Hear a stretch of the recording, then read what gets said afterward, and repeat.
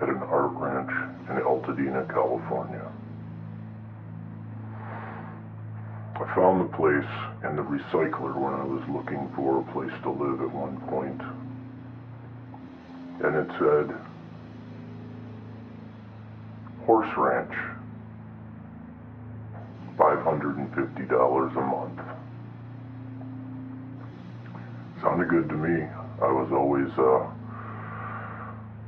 always preferred animals to people, so I figured, why not? I went and met with the guy, and the property owner, landlord, was an artist, and he had built this property up. He bought land and hand-built using available and recycled materials, basically an art commune.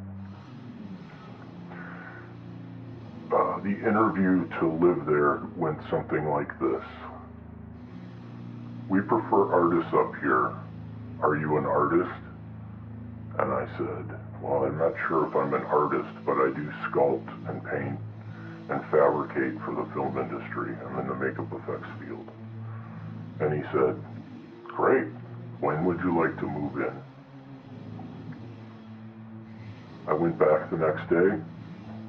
I cleaned out the place where I was going to be staying, which was a converted horse stable that he had basically turned into a work of art. Mexican tiles on the floor, wood-burning stove, railroad car windows on the front, had a metal roof, a barbecue pit on the enclosed porch that was made out of stone and animal skulls. It was amazing. Views of the mountains. There was a one-lane road that brought you up to this property. It was about 2,000 feet up in the foothills of the Angeles Crest. And standing at the top of the road, looking out, you could almost see all the way down to San Diego at night. Just stars and lights and cities. It was pretty amazing. But I digress. This is a story about one of my favorite experiences up there, and I have a lot of them.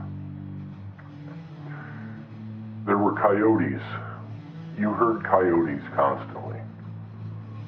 They would howl and yip all night long.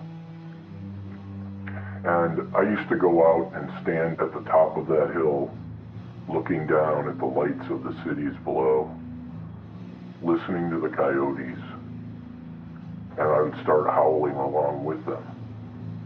This would get the dogs in the lower neighborhoods to go off too, so after just a couple minutes, it was me, the neighborhood dogs, and coyotes just howling in the night, and it was amazing.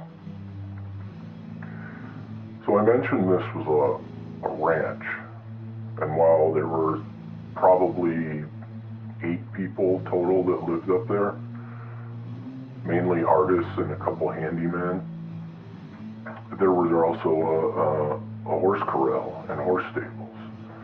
And one day, my dog that I had up there, which was a pit bull German Shepherd mix, brought me a present.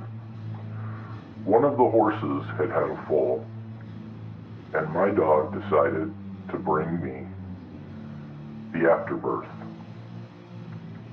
This thing was huge.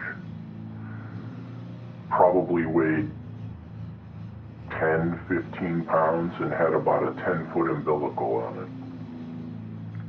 Just dropped it at my door. My dog did. So I got an idea. I want to run with a pack of coyotes. And so this is what I did. There was an area of the property where the people that lived up there would put their trash, and the coyotes loved it, and would always come on the property. My idea was to lure the coyotes in with this afterbirth that my dog brought me as a gift, and then take off running to get them to run with me through the mountains. I got behind a small wall so that they couldn't see me, even though they could probably smell me. And I threw the afterbirth, and I held onto the end of the umbilical. And when I'd hear them coming up and sniffing at it and trying to tug at it, I would take off running. And they would usually scatter. A couple would chase it for at least a few feet. They would get spooked when it would move, and they would take off. And then they would come back sniffing around again. So I tried a few more times.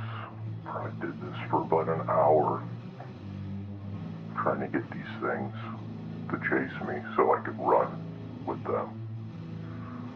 After a while, I left them the gift of the horse afterbirth that my dog had brought me. So as an experiment, it was a failure because they never followed me and ran with me. But